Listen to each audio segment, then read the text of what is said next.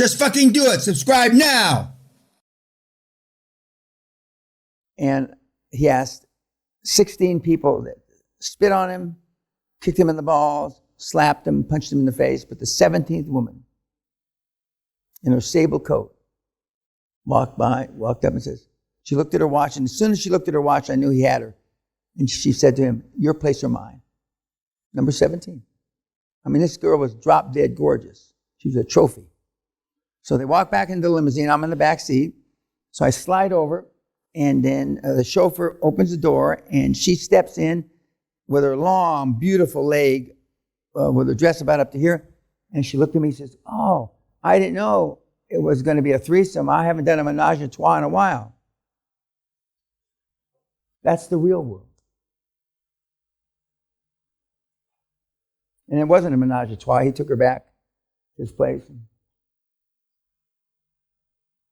I know CEOs of Fortune 100 companies. This is dating me a little. Not necessarily now, because I don't know any CEOs of Fortune 100 companies now, that have a girl permanently positioned under their desk. Permanently. 4 or 5, they take shifts. That's a world you don't understand. The list that you sent me about the Epstein, they just published or leaked, or was that the right word, leaked? It's part of the court hearing, right?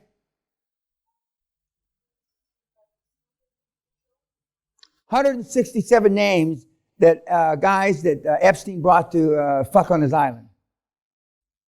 The first 3 that I saw were Clinton, Tom Hanks, and I forget another one. Huh? Pardon? Yeah, that's right. That. Is this the one that you sent me? Well, there's another one that actually has a spreadsheet that lists them. But yeah. Oh God, look at it. I love this shit. I love when a deal comes together. A lot of people are fighting hard to keep this out of the fucking papers. Of course, Gates has already said words of the effect, I believe, or his ex-wife said, is one of the reasons their marriage broke up.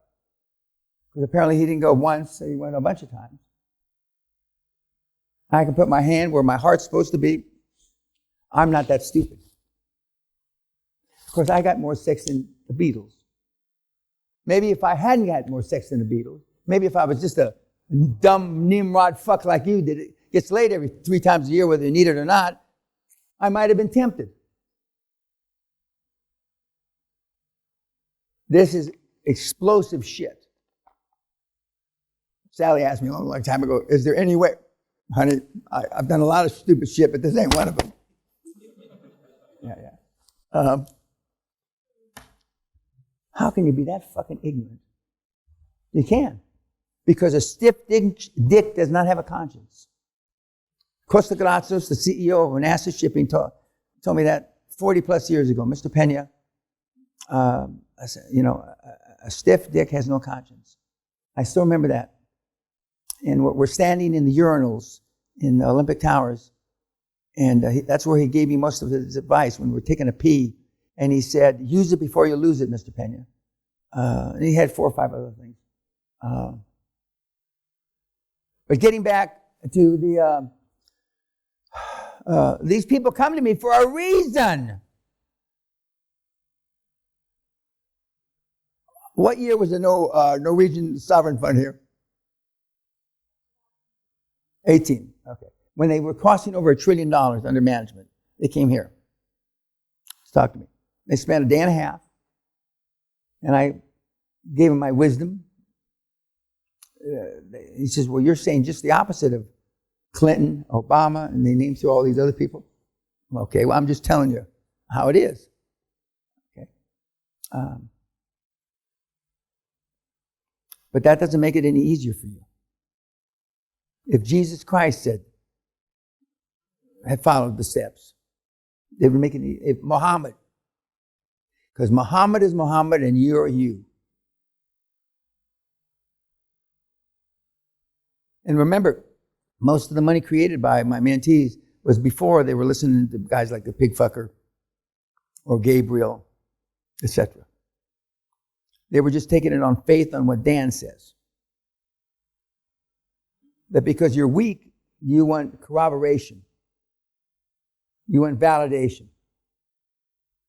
If you spent half the time that you spent on the internet searching out things and, you'd already be a billionaire.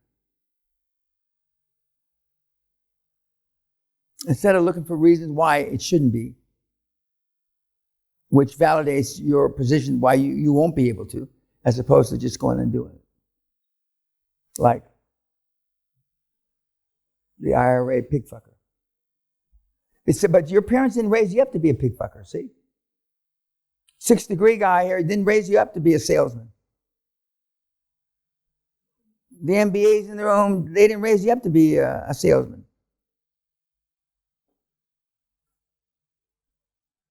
Your parents would be embarrassed that they raised up and educated you like they did, or they hoped to be a salesman. When I was growing up, they started, when one of the guy's fathers was on the road salesman, he sold goods on the road to like Walmart and shit like that.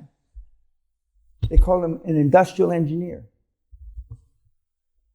And I heard his mother once on the phone. In those days, a house only had one phone. And I heard her in the kitchen.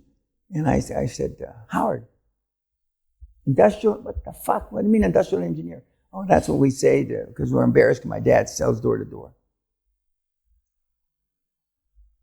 Yeah, question. In terms of the Irish guy, there was a question around he didn't have a specific idea on the vertical. Did you help him come up with the idea? Okay, that was his work. No, he just said, what's the easiest, the fastest, the quickest? It was a question from the group. And I said, the easiest, the fastest, the quickest is healthcare. And the easiest of the easiest within that vertical is home health, or is the low level of assisted living followed by home health. That's it. Of course, I say that, you didn't have to come here to hear that. And there's no special sauce. None. And now, and I haven't got to, we haven't got to that, but the scripts that you have, don't change them.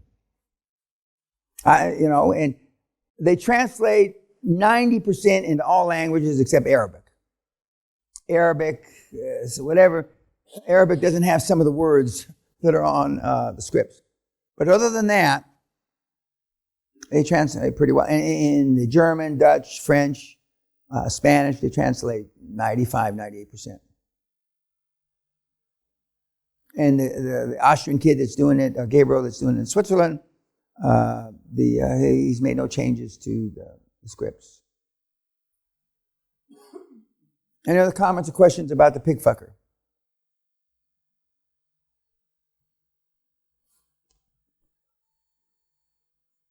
Oh, before I forget.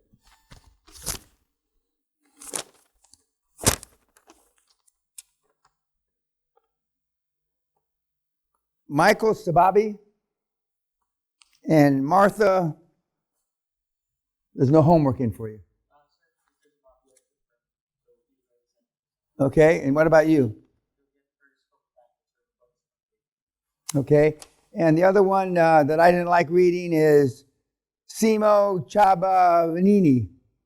Okay, there's not enough there. You got to write more shit. I can't tell whether you're a plant, animal, or it from what you wrote. It's sad. Now, see, I'll forevermore remember him. I'll remember you all. But I mean, and I told you, it's not a blessing to be smart. It's just not. Smart like I am. Because I wake up with nightmares about some of the shit. But the pig fucker I love. He could be I spent a lot of time up there in Northern Ireland. He could be the bastard kid that I don't know about.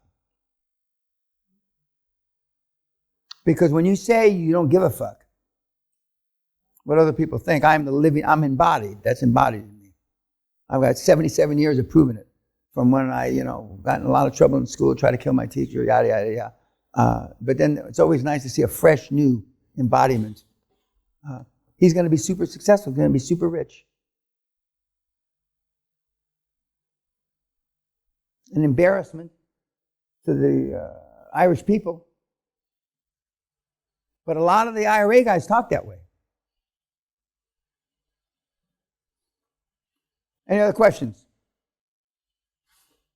Okay.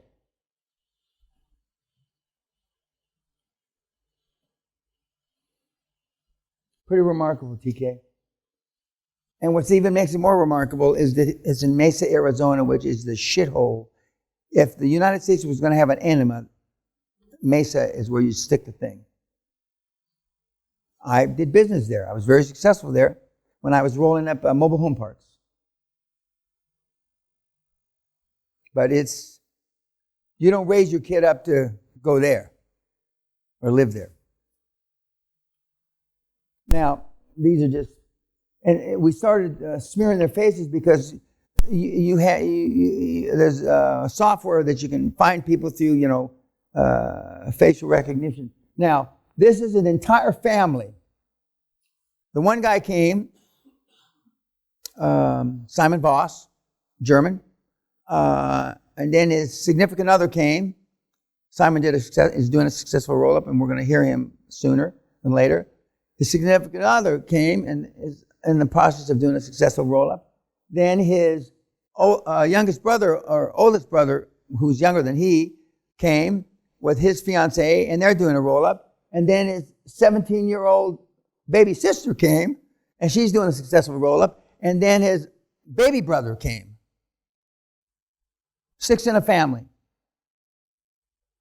And this summer, his parents are coming.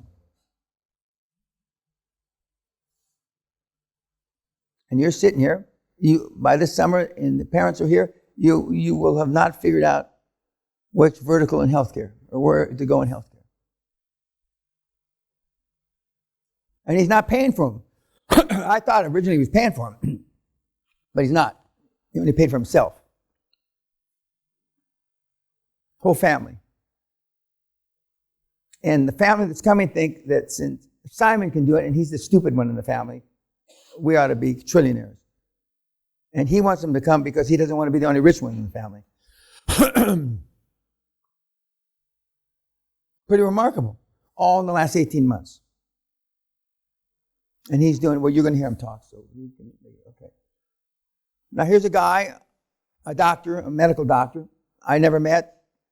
He says he met me someplace, I don't know where. He bought that hospital for $1. 140 beds, 3 operating theaters. Is that what they call it? Operating theaters, when you cut on people and shit like that. $1.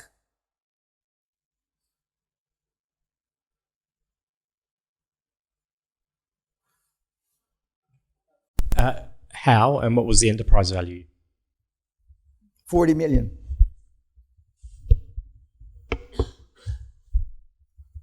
Maybe you'll do better. So, I said, sorry? maybe you'll do better. Yes, But, absolutely. Yeah, well, when I look on your face, you're lying to me. Okay? Now, I put this early in the seminar now because kids still make the same mistake. I.e., your good friend, the fireman from Canada, the guy, that is now says we're going to have to wait a week. Okay. I hope you're watching this, moron. I thought he was reasonably bright. I was wrong.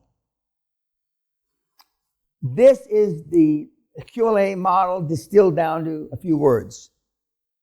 After your LOIs are signed, those are letters of interest or letters of intent, which are subject to due diligence and finance, then a board meeting for approval, where you form the company at that board meeting, you give out the shares, then you guys go back with board approval to negotiate the final deal and knock the price down. That's distillation of the entire program in a few words. I've been saying this for 30 years in a couple months. Pretty fucking easy. All LOIs, and by the way, unless you have money, a letter of intent means nothing. Unless you're going to sue and fight. Non-disclosure, NDAs mean nothing. They're worthless unless you're going to fight. You will not find anybody in your business career that will fight over a LOI or an NDA. You will not live long enough to find somebody other than somebody like me. I'm insulted if somebody gives me an NDA. I won't sign it. I don't accept LOIs. This is me. I don't accept LOIs. Because all LOIs are non-binding. And they're subject to getting finance and due diligence. I would doubt very much if Donald Trump or Gates or any of these guys have ever signed any of these kinds of documents. But you spend your time running around like chasing your tail trying to get these documents signed. You focus on the minutia that doesn't make you money, instead of focusing on the big ticket items that make you money. Everybody understand this?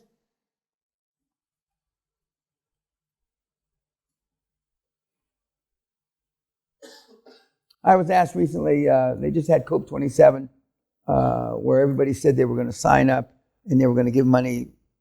This was when it was in Glasgow, 27, to the poor countries. And from the climate change meeting from 2014, 15, 16, 17, 18, 19, 20, 21, 22, the $100 million that was gifted or proposed to give the less prosperous countries, not one penny has been given. But they commit $100 million every year. And the reason why none of the money and none of this money is going to be given either is because of the C word, corruption. All the money that's given is stolen by the governments. Every penny never goes to the end product. And yet, when Biden and all these guys get up there and flap their lips, they don't know what they're talking about. I blame Biden on early onset dementia. I can't speak for the others. And that's why climate change is never going to get, it's a joke. But anyway. Now, you saw Billions in Succession. Comments about Billions in Succession, the TV programs, from anybody. Other than you have to be ruthless, I think somebody said.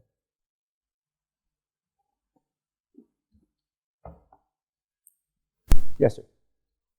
Even though his lawyer was loyal to him for many years, which program? It was on Succession. Correct. He just cut him out like immediately and kicked him out of the company. Yep. The bald guy. Yep. I don't know which one you saw, but later on in the series, he brings him back because he needs to hang malfeasance on. So they bring him back to hang malfeasance on him. And he came. And why would you cut your lawyer that's 35 years? You made a bunch of money, and the founder throws you out. So your feelings are hurt, yada, yada, yada, okay? And then a year later, he brings you back to hang malfeasance and send you to jail. Why does he come back? Money.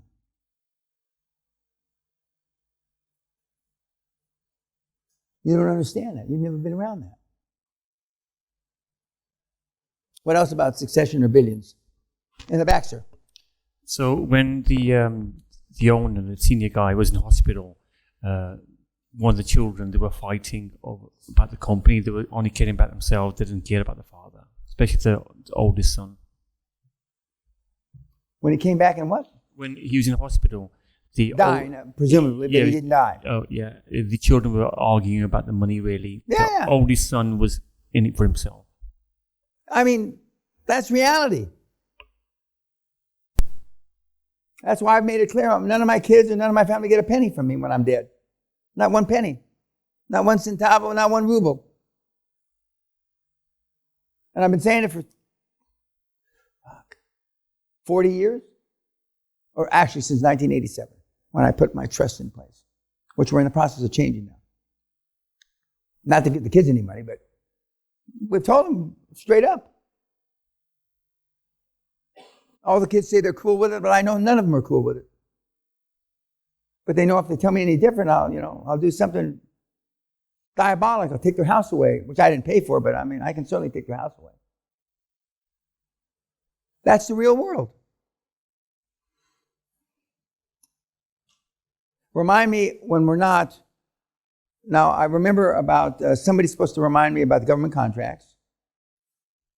Okay? But I want to tell a story about Santa Claus, Warren Buffett, when we're not being filmed. That's the real world. You haven't seen Steve Jobs thing, but you'll see that tonight. When Steve Jobs disowns his daughter until she found out she was a genius. Then he decided it was hers. She was his. Okay. What else about billions and succession? Nobody in this room I can relate to the succession part. I can relate to the billion because I know several guys that are billionaires. I'm not a billionaire. That wasn't one of my goals. It still isn't one of my goals. So by serendipity, I'll probably wind up a billionaire when they cash all my assets out. But they're cashing my assets out because I'm dead. So I won't know about it until after the fact. But that's not, my goal was to create $1 trillion with 1 million meatheads. And it took me longer than I expected. But this is the world that, unless you strive to be part of that world, I assure you, people say they want to be billionaires. Unless you start thinking like that, you'll never be a billionaire. Or anyway close. And I've created about over 50 billionaires. Some 50, 60 billion, some 2 or 3 billion, but a whole bunch of the kids. And we have data since 1993 that we can point to certain attributes, certain skill sets, certain phobias that run pretty consistent. Pretty consistent. Okay, no more comments about billions? Okay.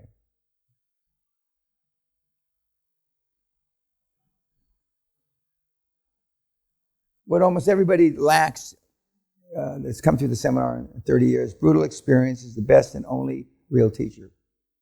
And sadly, it's not easily digestible.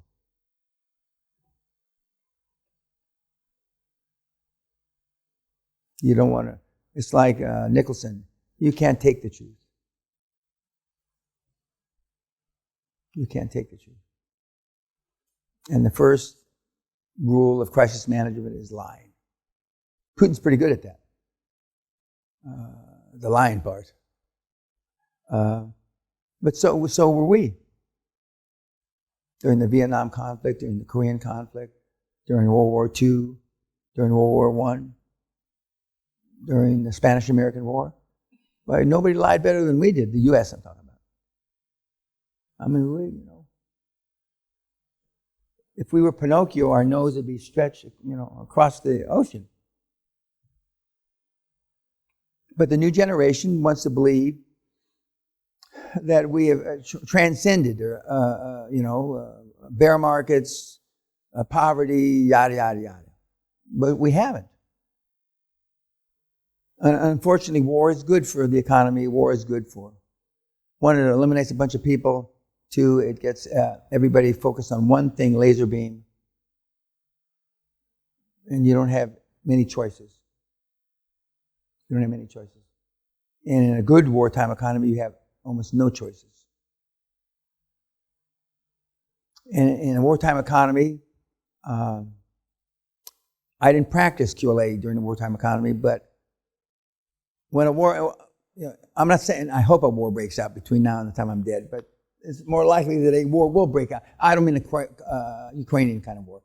But the QLA kids will just get rich beyond their wildest imagination.